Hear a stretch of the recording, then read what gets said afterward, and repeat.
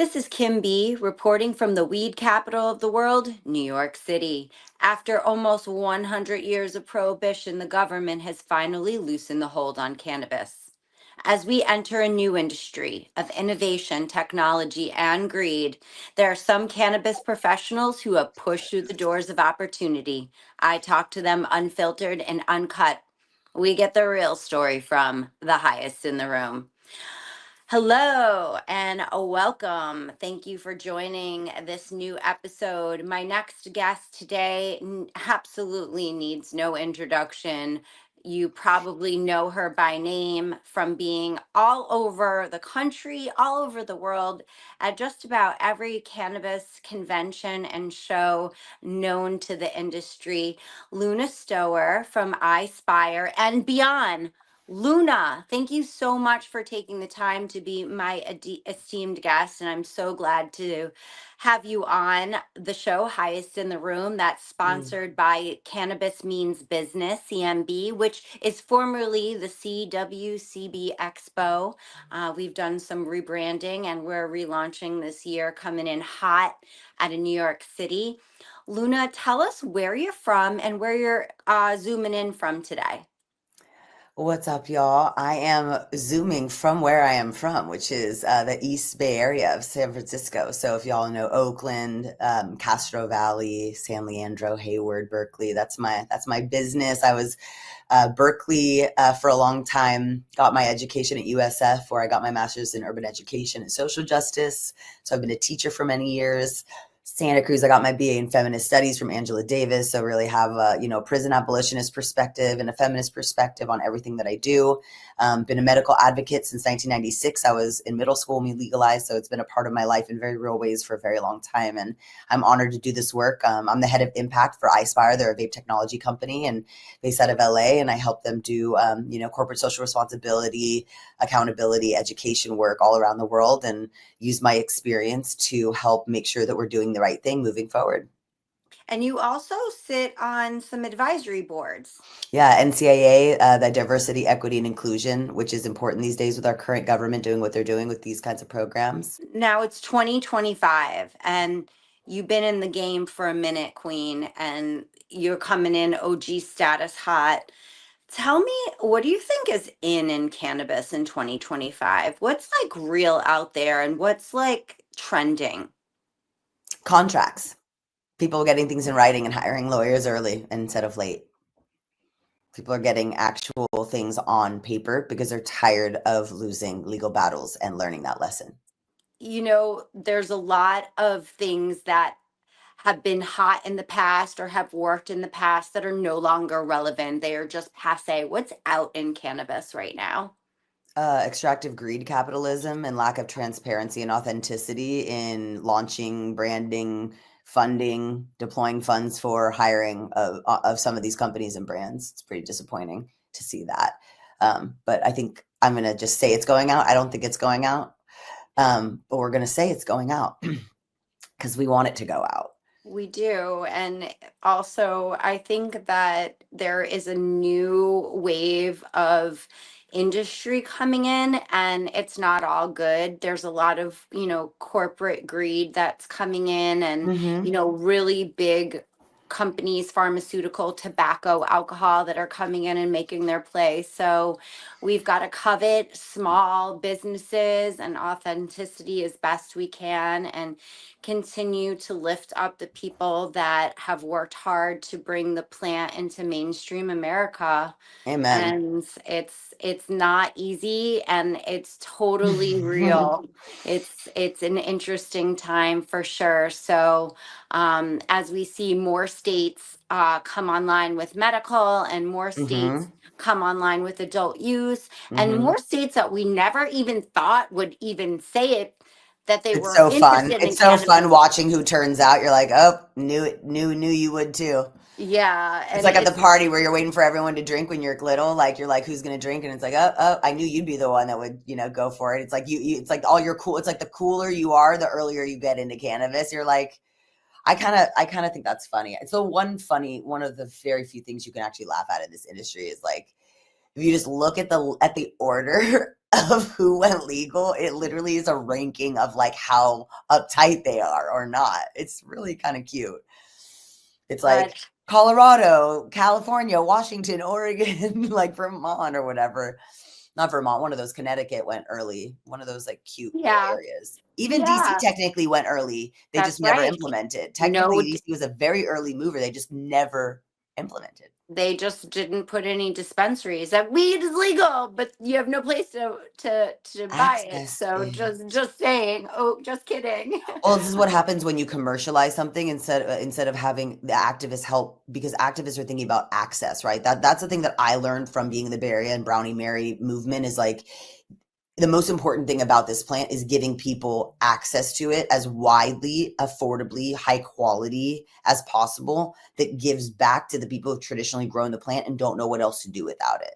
It seems like a very simple ask, and it has a lot of economic benefit. Like there's data from a business where, we're on a business podcast. Like I have a whole presentation about how give back and building into your business plan this concept that like this B Corp concept that there's some of the stakeholders are also the Mother Earth and are also people that are not on the cap table and shareholders. Like not all stakeholders are shareholders. So that pipeline needs to go all the way through. And I think that that's part of what we're doing to architect a solid future in cannabis. That's why we were talking before we hopped on here about how every day we're just like, are we going to jump? Are we going to jump? It's like being a prisoner. And I'm sure every day people in prison, they're not going to really escape it. I'm sure some days don't go by without them just thinking about it for a split second when they walk past the gate or whatever, they see something open.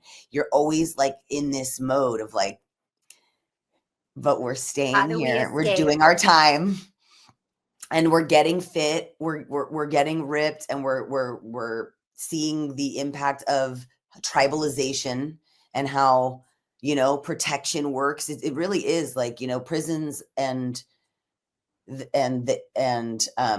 capitalism in some ways do feel a little bit like this Roman Colosseum of like kind of a bloody battle. And it's not even about like merit or morality. It's just I sometimes think it's just death by bureaucracy. It's not even people want to take us out now. I feel like we've won the hearts and minds. No one's really talking about reefer madness anymore. It's really hard unless you're in the religious community or certain southern states. No one in their right mind is going to get on a soapbox, and except for the guy that Trump just put it as the head of the DEA, of course, saying that it's a gateway drug and repeating all this shit. Yeah, I feel like we've done the work of convincing grandmas that CBD works. Like I don't think that CBD is now a household term. I feel like we don't need to rest on any laurels, but we need to really congratulate ourselves and realize that we got over one of the biggest humps, which is denial and unlearning the prohibition era reefer madness, fear mongering, stigma, racist BS about the lazy Mexican and the rapist jazz musician that has black skin. Like we've disproven that. We know how that was used. We have proof that Nixon and later Reagan and his wife and Henry Anslinger literally designed this to promote and push the prison industrial complex and racism to keep white supremacy and capitalism alive. So these are not political statements. These are historical facts. As a history teacher, I've had to learn these things and be able to teach them in public schools to kids. And I grew up in a time where you learn primary sources. You're not using Wikipedia or the internet for everything. You actually have to look at real research and back up what you're saying. So, we have proof that societies are going to go one way or another, and it could be back like World War II again, where people are, how they were with when they first got with the vaccine cards and things like that. All of these lawsuits are now coming out. All the people that lost their jobs and had to do it, like and we were saying at the time, even from a non-political perspective, and it's the same thing with cannabis and women's rights. It's this bodily autonomy thing. It's like, the Constitution makes it very clear. The one thing we have in this country is the beautiful, beautiful, beautiful poem that is the U.S. Constitution, minus the, 3/5 a human being for Black folks in the Electoral College. That part's not so cute. But in general, it's one of the best constitutions in the world, and most places have modeled it after ours or have tried to. And it talks very much about bodily sovereignty and The government staying out of our decisions. And that's not a libertarian take. That's an American take. And what else America was based on was free market, allowing the best to succeed, and small businesses, which is how we grew this whole country. And we're also abandoning that.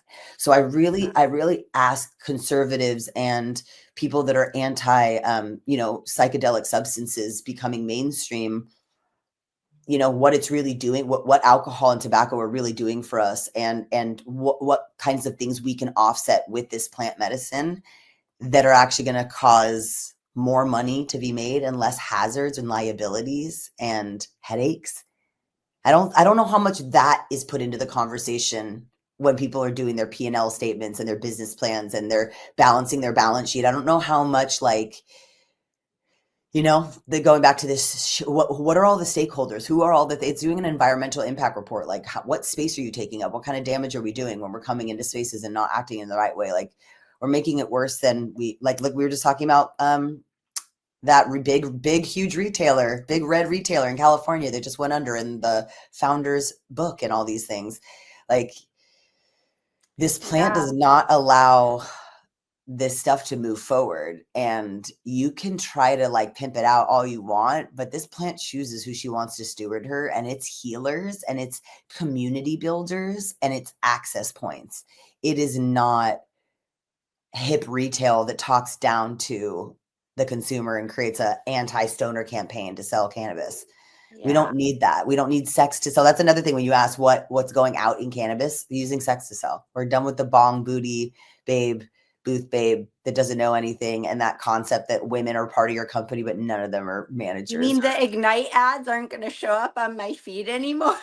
That's another one. I wasn't going to say the word, but that's another one the trash has taken itself out to some degree. That's a personal statement. That's not from a business.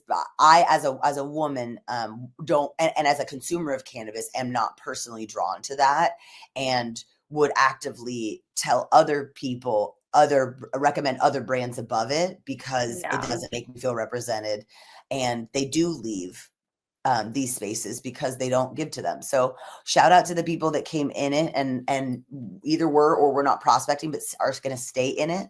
Because I know a lot of people too got into it. I've even worked for some people in the past at previous jobs that I'm like, I know you actually got into it to get rich, and then you fell in love with it, and you're going to stick around. And like, I respect that actually too. I respect that just as much as the people who, I'm like, as long as you're transformed by it and you become a servant to it and you're not trying to take from it, your original intentions actually don't matter. Because I've seen it go the opposite way, where people started really good hearted and they turned into capitalist pigs, like one of the other major retailers in the Bay Area. That's famously known for getting extremely greedy and never taking accountability and acting holier than thou. We have a I lot of work to do in this space around taking a responsibility for the harms that we've done. That's what the equity movement really wanted. And that's like the question that I really have for you. Coming from, being a teacher in the public schools and being a public servant, how do you find the position that you're in fulfilling? What fulfills you as you are on, a board and also at your position with Ispire? I absolutely love the community and the women that I meet and the sense of immediate gratification, because I get hit up on Facebook by people I worked with 20 years ago whose wife has cancer, and I've never talked to them, and they hit me up and like remembered that I was in cannabis and needed me, and things like that keep me grounded. Um, I think it's important to give funding. I have like a budget with a company that has traditionally been very generous for any cause that's related to uplifting this space, even if it had nothing to do with benefiting revenue. Like, that's really important. Like, it's hard to find things in cannabis that have that kind of privilege to do that, because we're not a cannabis company. We only make the hardware. We make it for other spaces like nicotine and hemp too. So we're able to make money and bank and go public on the NASDAQ. So these things are really important, that you have someone like me that's hired and on staff and is given X amount of resources, whether it's human resources or marketing resources or free batteries that we give away. Like, we do a lot. We give away more than I could probably legally say, a lot more than I've ever seen a company give. And they let me do it virtually like I have a very small approval process where they just trust that I've pre-vetted, and I do, and it's always worked out really well. Like I've just in the past few weeks, I've heard from so many people since I was like announcing it was like 4.5 years at Ispire or whatever. And I wrote a little story on LinkedIn, and everyone, was inspired. A lot of people were inspired by it and reached out. And it really is, having resources behind it. It's being able to fly around the world and sponsor things. Because a lot of these events that you see people at, you have to be a sponsor. I'm not going to call them pay to play because I don't believe that that's what it is. I've been an event producer. Pay to play means something else. It's an equal exchange. It takes money to put on an event. It's not something that you can trade the union at the convention center trade show with weed. Like they need actual money. So we need to bring money into these events, but being given, I mean, obviously a lot of places we don't have to sponsor. They still invite me to be there, but it's a really important way to give back to the show and make sure that it sticks around, because without trade shows, we wouldn't have met each other. We wouldn't know each other. Brands have to engage with the industry as it matures and match its energy. So when face-to-face consumption events are the only way that you can talk to people and you're trying to dominate the space in cannabis, from the perspective of like a brand, you can't do it without fun parties. We all know that. So that's not like a brand or company specific thing. That's an industry. You would never get into cannabis if you didn't understand that it's a person to person, in-person thing. So I think that it was really cool that we have people like Jeff Duran, who's stepped away from Ispire, but still working with some of the folks there. Was First Fridays on Abbot Kinney, which was where our offices were in Venice Beach, which was the art walk. And so every Friday we were a corporate office upstairs on like the third highest grossing commercial street in the United States. It's like a super poppin' West LA surfer vibe, but like literally it's not like super luxury with Louis Vuittons. I mean, there might be like an Audi store, or like some Adidas or something, but it's mainly boutiques, like really cool, very cool art. It's art. It's probably one of the art centers of the world, Yeah. Venice, easily. And we would open our office, which had incredible art, because Jeff's friends he has incredible art taste, and it was Johnny Depp's old like party spot. He had he used to have events there and things like that. Like it's like old LA, really, with exposed brick, and it was a bank before that. So there's a cool, dramatic, huge safe door that has brick on the front, and on the back you can see in through the glass and see all the gears of the door. Like it was just a stunning. And we launched during COVID. So it was important to tell that story, to be like, hey, we're a Chinese vape manufacturer, but we're actually like, our team's in Venice and we're cool. And no one had done that. And we had these at the time, which we're not supposed to talk about anymore because we took them off the market, but I can show the dab because it's my personal rig. But There you go. the No, dab that's came out. amazing. I love Venice Yeah, because we that's my revolutionized the space. We really did, and now we're about to yeah. revolutionize it with technology. I'm an organizer. I don't believe that emotional, egoic, overreactive things are helping cannabis. Like, I don't think it makes our morale and our turnover problem any better. I don't think it makes our interfacing with government officials and lobbying any easier.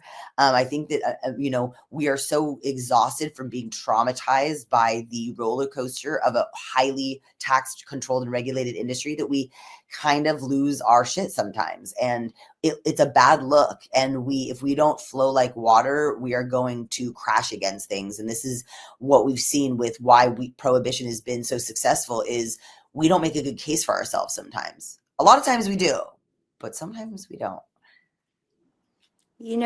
I think that we need to call this episode Schooled by Luna Stower.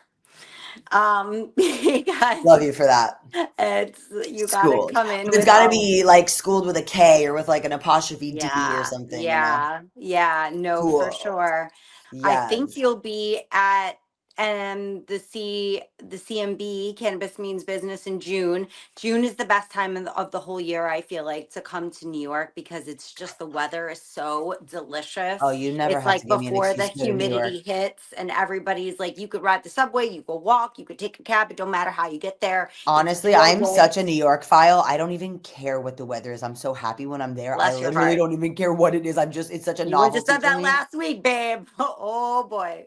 We got the ice Honestly, I blast have last slipped and week. fell on ice in New York and still had the best day of my life. That is Oh my my favorite God. city. I will walk around thousands of people all day and be like one of the only non-people of color. And it's just a really beautiful thing, especially in the cannabis industry. I'm just like, it is Black run. It is Black a lot of these companies were Black owned. The speakers from the government and the high level consultants are all folks of color, like Black folks.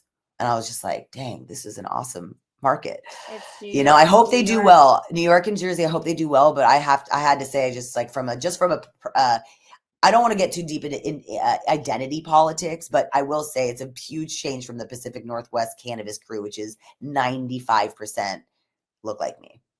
Yeah, and you know what? That is why I love New York, is because it is truly the melting pot of the entire fucking universe, and it just feels like there is everything is in, like, culturally in New York. It's like you can wear anything, you can, go anywhere, you can kind of just be It's anybody you want timeless. to. It's timeless.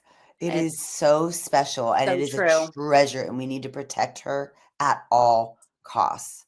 Luna, we're Really. wrapping up, and I want to know, what advice do you have for the folks out there who are in cannabis and feeling the pressure, feeling the quote unquote burn, and as we said before, are kind of ready to, abandon ship? What advice can you give them? Can you give us to, remember why we're here? I mean, other than the fact that we've been evolving with this plant for millennia and it's our birthright, um, and other than to take excellent care of yourselves or else you're not going to make it, and invest in community that understands your plight in cannabis. If you're the only person in your life that is in cannabis, you are not going to last in cannabis. Your friends and family need to all be involved in cannabis for you to do well in cannabis. I hate to tell you, your social life's going to need to change. Your aunties are going to have to invest. If everyone's not in it with you and you feel in any way like you can't be understood by your folks about it, or that they're not supporting you, and that you don't really invest and have a lot of your main crew of friends are really in the industry, you're just not going to be eating, breathing, and sleeping, and you're not going to have a chance. And also, just like allowing for failure, like let other people fail, allow yourself to fail, expect the governments to fail, like planning for failure, celebrating failure, being aware of failure, and prepare, really just getting your things in a line so that failure won't destroy you. I think that, going back to the joke about the contracts, getting things in writing, covering your tush, like these are important things. So I think that that's my advice for I everyone. love that. Now, if somebody wanted to follow you or get a hold of you, I know you're active on LinkedIn, you're active on IG. Tell us where we can find you. Yep. So Luna_Stower on IG, and on LinkedIn, it's the same, LUNASTOWER. It was Sochostov, but they couldn't pronunciate it at Ellis Island. So some people call me Stower, some people call me Stour.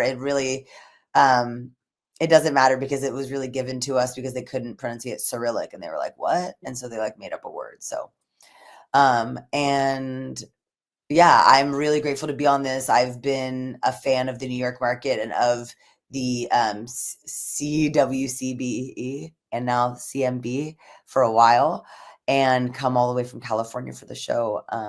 And really want to appreciate Ispire for sending me out there, you for inviting me, and for everyone for listening to this really important, informational, and impassioned conversation.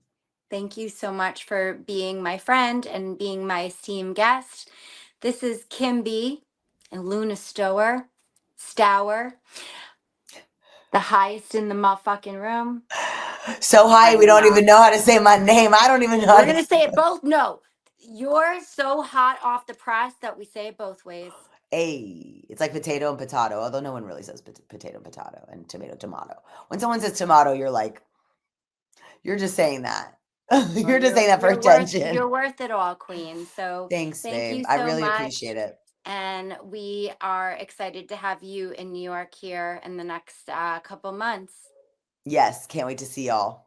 Thank you so much.